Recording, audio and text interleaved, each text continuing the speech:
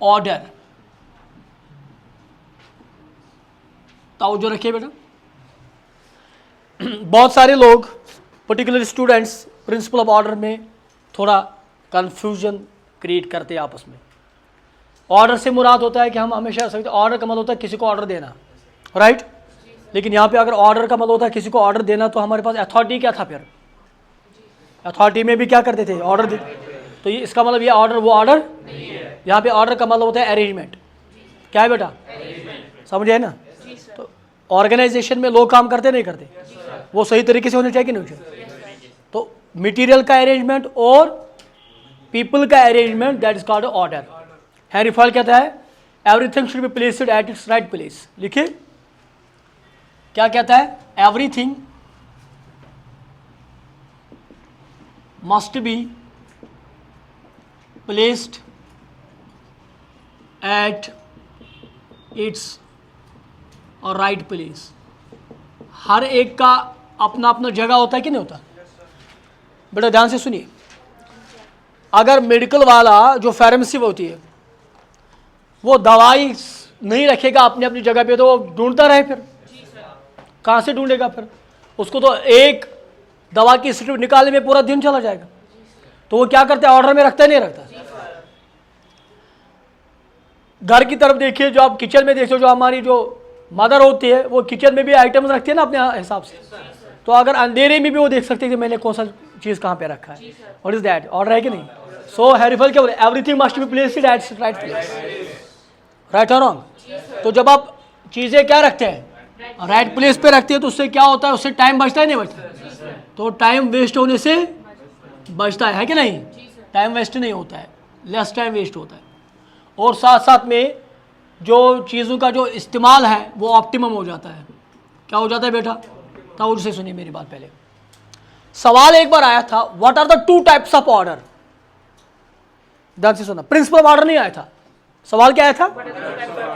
What are the two types of order? Sir हमने पढ़ा order का मतलब है अरेंजमेंट। तो ये ऑर्डर की टाइप्स क्या है? दो तरह से होते हैं। जब आप, अच्छा अब हम पहला प्रिंसिपल याद करो, डिवीजन ऑफ लेबर। तो काम को डिवाइड करो, डिवाइड करने के बाद किनको दे दो? सबऑर्डिनेट्स को दे दो। क्या देख के? वो भी तो ऑर्डर था ना, जिसको जो काम आता है उसको वो दीजिए। तो वो भी क्या था? तो जब आप स्टाफ का ऑर्डर देखेंगे, ह्यूमन रिसोर्स, उसको बोलते हैं मैनेजमेंट। क्या बोलते हैं बेटा? Management order. क्या बोलते हैं? तो ये मैनेजमेंट ऑर्डर क्या है? किन के लिए? और उसको कैसे? Human order. तो इस स्टाफ को राइट पर्सन, हाँ बेटा बोलिए, at the right job, that is called human order. To place right person at the, समझ गए? दूसरा होता है क्या? जो मटेरियल्स होते हैं, that is called material order. That is called, हाँ, एवरीथिंग लिखा ना ऊपर, everything placed at the right place. Am I right? तो कितने ऑर्डर बने? एक बना मैनेजमेंट ऑर्डर या ह्यूमन ऑर्डर, दूसरा क्या बना? This is called principle of. समझ आ रहा है? नोट करें।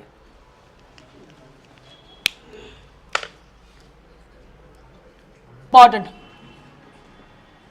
प्रिंसिपल ऑफ, मुझे बोलने दो, subordination of individual interest, individual interest to general interest. Very important. ऐसे बातें लोग नहीं करते, ऐसी थिंकिंग नहीं रखते लोग। Principle of subordination of individual interest to general interest. ये प्रिंसिपल अगर आपको समझ में आ गया, और इस प्रिंसिपल की मिसयूज की वजह से पूरी सोसाइटी तबाह हो जाती है आजकल, और इसका ज्यादा रोल है आज के सोसाइटी में। बताएंगे। हेनरी फॉयल कहता है, बोलता है, आप जब प्रेफरेंस देंगे ऑर्गेनाइजेशन में, क्या देंगे? बोले भाई। तो प्रेफरेंस आप जनरल लोगों को दीजिए, क्या दीजिए, जनरल पीपल, नॉट इंडिविजुअल।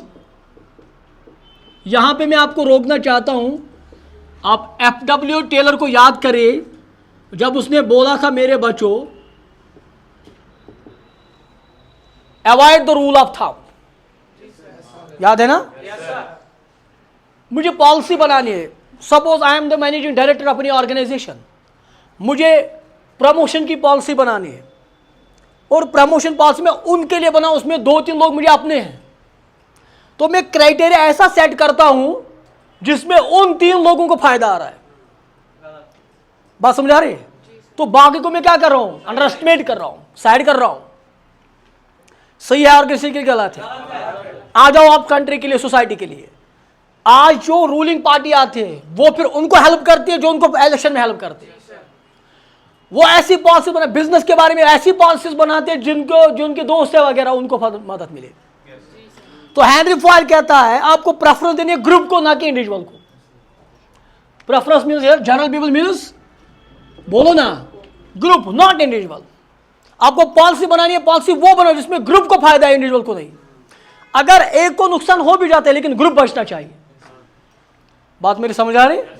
तो वो बोल रहा है ग्रुप इज ऑलवेज इंपॉर्टेंट, बोलो ना, ग्रुप इज ऑलवेज इंपॉर्टेंट किसके से, then individual. Individual means one. अब बताओ इसका मिसयूज होता है कि नहीं होता है? तो ग्रुप हर तरह से इंपॉर्टेंट होता है एक इंसान से। समझ आ रहे हैं यार? क्योंकि ऑर्गेनाइजेशन का एक कॉमन गोल होता है। Organisation, single person can not create an organisation, there must be a group of persons. लेकिन अब आप पॉलिसी बना रहे हो जिसमें एक को फायदा आ रहा है, दूसरे को छोड़ रहे हो, बाकी लोगों को क्या हो रहा है, डिसअपॉइंटमेंट मिल रही है। तो जो लोग डिसअपॉइंट होंगे वो थोड़ी काम करेंगे फिर। तो हैंस आप जो बनाओगे, आप जो तरीका अपनाओगे, उसमें किन को ज्यादा फायदा आना चाहिए? तो हमेशा प्रेफरेंस किसको दे दो, जनरल को दे दो, इंडिविजुअल को अवॉइड करो, फेवरेटिज्म को अवॉइड करो। यहां पे जो असली पॉइंट है क्या, जो फेवरेटिज्म आजकल होता है ना हर जगह पे, शुड बी अवॉइडेड। हाँ है ना? It should be removed at all. अपना भी क्यों ना हो सामने, लेकिन अगर बेनिफिट दूसरे को देना है तो उनको दे दो, अपने को साइड में रखिए। हमारा इस्लाम ये भी कहलाता है, रिलीजन, हर एक रिलीजन ये कहलाता है। एक बार एक सुनिए, हमारे जो खलीफा है हज़रत उमर फारूक रज़ियल्लाहु ताला अन्हु, उसके पास आए थे एक केस था, ज़मीन में पानी किसको डालना है पहले। एक था हिंदू भाई, मान के चलो, दूसरा था मुस्लिम। अब हिंदू भाई बोल रहा था कि ये आप पानी जो देना है मतलब फील्ड को, वो मुझे पहले हक मिले, और मुसलमान कह रहा था मुझे हक है। तो लड़ाई हो गई। उसके बाद ये जो मुसलमान थे इसने उसको बोला हम जाते, हमारा जो खलीफ है, खलीफ मतलब होता है उस वक्त का जो बादशाह होता था, ऐसे मान के जाओ, बादशाह तो हम कह नहीं सकते, जो रूलर था उस वक्त। तो बोला उसके पास जाएंगे हम, तो वो जो फैसला देगा तो मानोगे। तो हिंदू भाई ने बोला चलो ठीक है, हम जाते उसके। तब उसके पास जब उन्होंने केस सामने रखा, इसने मुसलमान का भी सुना और इसने हिंदू का भी सुना, तो फिर देखा, तो जब डिसीजन लिया तो उमर फारूक ने क्या बोला, रज़ियल्लाहु ताला ने बोला कि नहीं, पानी डालने का हक पहले हिंदू भाई को। किसको है भाई? हिंदू भाई को। तो अगर वो मुसलमान था, मुसलमान तो क्या करता? नहीं, जिस जगह पे फेवरेटिज्म आ गया तो समझ लो फिनिश होगा। समझ लो अभी तो शॉर्टकट में फायदा आएगा, लेकिन लॉन्ग रन में वो उसका नुकसान है। तो वही कह रहा है Henry foil, principal of subordination of individual interest. Interest एक को नहीं, जनरल को दे दो। कामयाबी एक की मत ढूंढो, सबकी ढूंढो।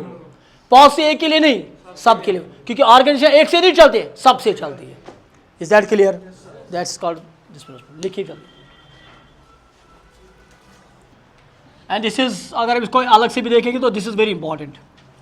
आगे जाकर हमको पढ़ना है फॉर्मल ऑर्गेनाइजेशन, मेरी तरफ देखिए, और पढ़ना है फॉर्मल कम्युनिकेशन। दो कॉन्सेप्ट्स बोल रहा हूं मैं, formal organisation and formal communication. उनमें आपको सिक्युलर चेन का बहुत यूज होगा, जरा ध्यान से सुनिए। एथॉट कहते हैं, हेनरी फॉयल कहते हैं देयर शुड बी, आप लोग देखिए जरा, there should be proper chain of authority. क्या होनी चाहिए? प्रॉपर चेन ऑफ अथॉरिटी होनी चाहिए। That is called flow of authority. Flow of authority, sir ये क्या है? फ्लो ऑफ अथॉरिटी जरा ध्यान से सुनिए। हैरी फॉयल कहते हैं, मसा इसको समझाने के लिए हैरी फॉयल का कहने का मतलब क्या है, जरा ध्यान से सुनिए आप। ए के बाद जो है वो है बी, बी के बाद है सी, मतलब ए से ऊपर है बी, बी के सुपीरियर है, और सी के सुपीरियर है डी, और डी के सुपीरियर है ई। पहले सुनिए ध्यान से बेटा। तो अगर ए को कम्युनिकेट करना हो किसके साथ, ई के साथ, हेनरी फॉयल कहते हैं there should be proper chain of authority. If A wants to communicate with E, so he has to communicate first of all B, communicate करेगा किससे, सी, और डी जाकर किससे करेगा, so that is called chain of authority. What is that? अच्छा, अगर मुझे suppose in case मुझे प्राइम मिनिस्टर ऑफ इंडिया से मिलना है, क्या मैं डायरेक्टली मिल सकता हूं? तो there is a chain of authority. Prime minister को छोड़ो, अगर मुझे डीसी से कोई बात करनी है, अनंतनाग के डीसी से मुझे बात करनी है, क्या मैं डायरेक्टली मिल सकता हूं? तो मुझे एक फॉर्मल लेवल करनी है कि नहीं करनी? इसको बोलते हैं चेन ऑफ अथॉरिटी का मतलब दूसरा क्या होता है, फॉर्मल अथॉरिटी। क्या है बेटा? फॉर्मल अथॉरिटी को आपको फॉलो करना है, आपको नीचे दर्जे से शुरू करना है। M I right? तो कम्युनिकेशन अगर ए कम्युनिकेट करना चाहता है ई के साथ, तो उसको पहले बी के साथ कम्युनिकेट करना पड़ेगा, सी के साथ, डी के साथ, उसके बाद ये कहाँ जा सकता है, ए के साथ। तो अच्छा मैं का समझो, अच्छ वनन स्केलर चेन, क्या अच्छ वनन समझ आवा? अम सु समझ जीवन proper relationship between authority and responsibility. ये क्या चाहवन, अथॉरिटी रेस्पॉन्सिबिलिटी हज क्या आवन चाहिए, रिलेशन। रोजा याद? मगर बुरकात एथन अत मन कॉन्सेप्ट नेरन इस सारे खुद इम्पॉर्टेंट, और वो आया है मेरे बच्चों एग्जाम में, बताएंगे जरा ध्यान से सुनिए। एक क्वेश्चन आया था एग्जाम में, that is called gang Planck. क्या आया था बेटा? और स्टूडेंट्स बहुत हैरान हो गए थे, यार ये कहां से निकला है। हमने तो सारा पढ़ा, ये तो किसी मैनेजमेंट में जिसने पढ़ा है, जिसने मेहनत की है, तो कुछ रेयर स्टूडेंट्स से जिन्होंने ये क्वेश्चन पढ़ा था, और मैक्सिमम बोले थे यार ये तो मैनेजमेंट में कहीं भी आया ही नहीं, इसके बारे में पूरे साल जिक्र नहीं हुए। लेकिन एक टर्म आती है that is called gang Planck. क्या था? जरा ध्यान से सुनिए, गैंग प्लैंक क्या है। अगर ए को कम्युनिकेट करना है ई के साथ, तो पहले, तो उसके बाद, उसके बाद, उसके बाद, उसके बाद, उसके बाद ई के साथ। बताओ मुझे इस कम्युनिकेशन, ये जो यदि चेन बनानी है, इसमें टाइम लगेगा नहीं लगेगा? हाँ है ना? अब टाइम लगेगा, तो अगर किसी वक्त आपके पास इमरजेंसी हो, यार बोलो ना, तो उस वक्त थोड़ी ये चेन हम यूज कर सकते हैं, क्योंकि ये क्या लेगी, बिकॉज फ्लो ऑफ चेंज होते हैं, flow of authority, it always takes a time. ये बहुत टाइमली होती है बेटा, अरे बोलो ना यार। लेकिन ड्यूरिंग इमरजेंसी ऐसा आप चेन फ्लो इसको फॉलो नहीं कर सकते, तो आप उस वक्त क्या करोगे, इसके लिए प्रोविजन है, if there is any emergency, please यार नोट, इफ देयर इज, तो उस वक्त जो ये ए है ना, ये ही has to directly communicate with E. जब वो डायरेक्टली कम्युनिकेट करेगा, that term is called gang Planck. क्या बोलते हैं भाई? तो ये कब होगा? So if there is any emergency. और हेनरी फॉयल पता है इसके बारे में क्या बोलता है? हेनरी फॉयल बोलता है कि हर सिचुएशन इमरजेंसी होती है, एवरी सिचुएशन इज इमरजेंसी, मतलब that is critical, then they can communicate. तो अच्छा कहा समझ, तथ टर्म क्या नाव, that term is known as gangplank. Note करिए। वेरी इंपॉर्टेंट, आगे जाकर पढ़ना है। Principle of centralization, centralization and decentralization. बातें नहीं, ऑफ अथॉरिटी।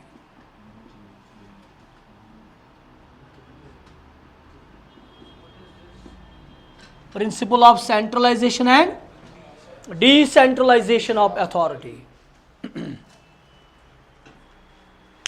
एक मिनट।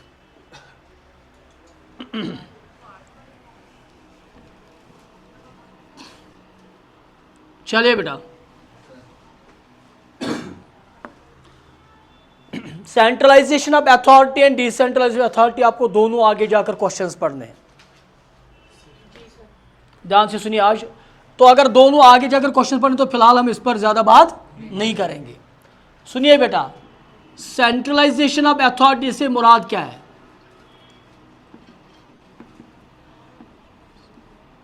इसका मतलब है मेरे बच्चों, जब अथॉरिटी ऑफ डिसीजन मेकिंग कुछ लोगों के हाथ में रहे, जो अपनी डिसीजन मेकिंग अथॉरिटी किसी का शेयर ना करे, दैट इज कॉल्ड सेंट्रलाइजेशन। क्या? तो मतलब पावर ऑफ डिसीजन मेकिंग, बोले भाई, पावर ऑफ डिसीजन मेकिंग क्या रहे? कॉन्सेंट्रेटेड, अच्छा, बहुत सारे हाथों में कि कुछ हाथों में? In the hands of few. तो एक record in the hands of few, तो वो क्या कहलाती है? सेंट्रलाइजेशन। जैसे अगर पूरी की पूरी डिसीजन मेकिंग किनके पास है? टॉप लेवल के पास, और ये शेयर नहीं कर रहे किसी के साथ, दैट अथॉरिटी इज कॉल्ड। अभी रुकिए, पहले सुनिए सेंट्रलाइजेशन अथॉरिटी। तो इसका दूसरा मतलब है व्हेन अथॉरिटी, जब अथॉरिटी को क्या किया जाए? अथॉरिटी को रिटेन किया जाए। कुछ समझ आ रहा है? बाय कौन सी लेवल? Top level. तो शेयर नहीं करते, दैट इज कॉल्ड सेंट्रलाइजेशन। रोजा याद? आवा समझ? सब ये कब कर सकते हैं वो तो हम जब हमारा चैप्टर आएगा तब उसमें पढ़ेंगे कि सही है कि गलत है। दूसरा क्या है बेटा? अब समझ गए डिसेंट्रलाइजेशन। तो तीन कॉन्सेप्ट, मैंने बोला 2 सवाल पढ़ने, लेकिन 3 पढ़ने पहले, उसके बाद एक और पढ़ना है डेलीगेशन ऑफ अथॉरिटी। क्या पढ़ना है बेटा? तो वो भी इन्हीं से निकलेगा, इसलिए थोड़ा ध्यान से। अगला आ रहा है that is decentralisation, decentralisation of authority. इसका अपोजिट होगा वो जो सेंट्रलाइज है, इसका अपोजिट है डिसेंट्रलाइज। तो जब पावर ऑफ डिसीजन मेकिंग को क्या किया जाए? डिस्ट्रीब्यूट के शेयर किया जाए with the other levels of management. Other level कौन कौन है? बात समझ आ रहे? तो वो क्या कहलाएगी? तो हम कह सकते हैं when the authority, कौन सी अथॉरिटी? ऑफ डिसीजन मेकिंग क्या करे? उसका शेयर करे। शेयर करने को बोलते हैं डेलीगेट। क्या बोलते हैं बेटा? अरे बोलिए ना यार। डेलीगेट विद किन के साथ? Other levels of management. तो उसको कहते हैं डिसेंट्रलाइज। Is it clear? अब ये कब सही है, ये कब सही है, ये कब गलत और ये कब गलत है, तो वो इंशाल्लाह बाद में देखेंगे चैप्टर में। आवाज समझ? इतना काफ़ी है। Thank you.